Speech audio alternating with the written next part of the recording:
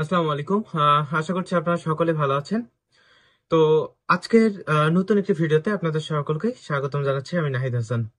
আজকের এই ভিডিওটিতে মূলত কথা বলবো চোখে ছানি পড়ার কারণ প্রসঙ্গে। বেশিরভাগ ক্ষেত্রে বর্তমানে দেখা যাচ্ছে যে 40 বছর পার হওয়ার পরবর্তীতে বা 50 বছর পার হওয়ার পরবর্তীতে যে সমস্ত মানুষ রয়েছে, তাদের একটা খুব কমন একটা সমস্যা, সেটা হচ্ছে চোখের ঝাপসা দেখা। বেশিরভাগ সময় চোখের অন্য অন্য সমস্যার খুব বেশি একটা এটা দেখা যায় না, কিন্তু দেখা যায় হচ্ছে চোখে ছানি পড়ার ব্যাপারটা। তো চোখে ছানি কেন পড়ে, এই বিষয়টা হচ্ছে আজকের এই ভিডিওর মূল আলোচনার বিষয়। দেখুন, চোখে ছানি পড়ার মূল যে কারণটা, সেটা হচ্ছে রোগ প্রতিরোধ ক্ষমতা কমে যাওয়া বা ইমিউন সিস্টেমের দুর্বলতা। তো রোগ প্রতিরোধ ক্ষমতা কমে যাওয়া, আমরা যদি হচ্ছে স্বাভাবিকভাবে আমাদের প্রয়োজনীয় যে খাবারগুলো রয়েছে, প্রয়োজনীয় পরিমাণ যদি পুষ্টি সমৃদ্ধ খাবারগুলো যদি আমরা না খাই, সেক্ষেত্রগুলোতে ধীরে ধীরে দেখা যায় যে হচ্ছে যাদের বয়স রয়েছে, ধরুন বর্তমানে চলতেছে 45-40, এরকম একটা বয়সে উপনীত হয়েছে, কিন্তু এই ব্যক্তিটা তার 15 বছর যে সময়টা থেকে তার বয়সন্ধিকাল শুরু হয়েছে, এই সময়টা থেকেই তার খাবার দাবারের অবহেলা ছিল, এবং এর পরবর্তীতে 20 বছর 30 বছর এই সময়গুলো সে পুষ্টিহীনতায় ভুগেছে। তো তার শরীরের সমস্যা অনুযায়ী কিন্তু পরবর্তীতে রোগ প্রতিরোধ ক্ষমতা ধীরে ধীরে কমে যায়, এবং চোখের ক্ষেত্রেও এই প্রভাবটা পড়ে যায়।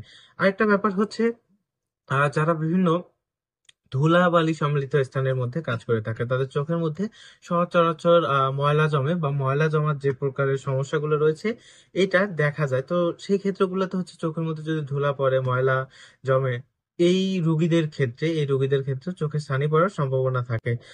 আরেকটা হচ্ছে অপরিষ্কার থাকা, এটা তো অবশ্যই আছে। আরেকটা হচ্ছে মানসিক চাপ।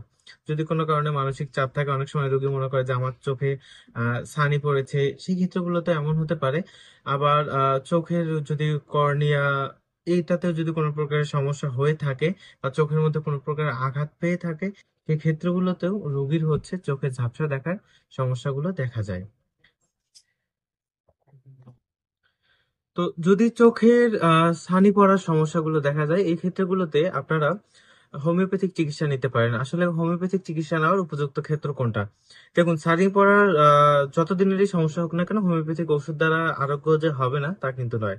হ্যাঁ, তবে এখানে আরেকটা বোঝার বিষয় আছে, যে হোমিওপ্যাথিক ওষুধ যদি ছানি পড়াটা আপনার একদম ক্রনিক পর্যায়ে চলে গিয়ে থাকে, অর্থাৎ অনেক দিনেরই যদি সমস্যা হয়ে থাকে, সেক্ষেত্রে আমি বলবো যে আপনারা হোমিওপ্যাথিক চিকিৎসা না করে সরাসরি আপনারা সার্জারি করাতে পারেন। তো এটা একটা ছোট একটা অপারেশনের মাধ্যমে এই সমস্যাটা থেকে খুব দ্রুত সময়ে মুক্তি পাবেন। আর যদি অপারেশন আপনার ভয় থেকে থাকে, সেক্ষেত্রে দীর্ঘ মেয়াদী 6 মাসেরও বেশি সময় মেয়াদী হোমিওপ্যাথিক চিকিৎসা গ্রহণ করলে এই সমস্যাটা ঠিক হয়ে যাবে। আর যদি প্রাথমিক পর্যায়ে হয়, বা একিউট অবস্থায় যদি হয়ে থাকে রোগটা, সেই ক্ষেত্রগুলোতে আপনারা হোমিওপ্যাথিক একজন রেজিস্টার্ড চিকিৎসকের পরামর্শ নিতে পারেন। হোমিওপ্যাথিতে এই সমস্যাগুলোর খুব সুন্দর চিকিৎসা রয়েছে। আশা করা যায় দ্রুত সময়ে এই সমস্যাগুলো থেকে আপনারা মুক্তি পেতে পারেন। তো বিশেষ প্রয়োজনে যদি কারো পরামর্শের প্রয়োজন হয়, সেক্ষেত্রে আপনারা স্ক্রিনে দেওয়া ফোন নাম্বারে যোগাযোগ করতে পারেন। আর স্বাস্থ্য সম্পর্কিত নিয়মিত তথ্য পেতে চ্যানেলটি সাবস্ক্রাইব করে সাথে থাকুন। ধন্যবাদ সবাইকে।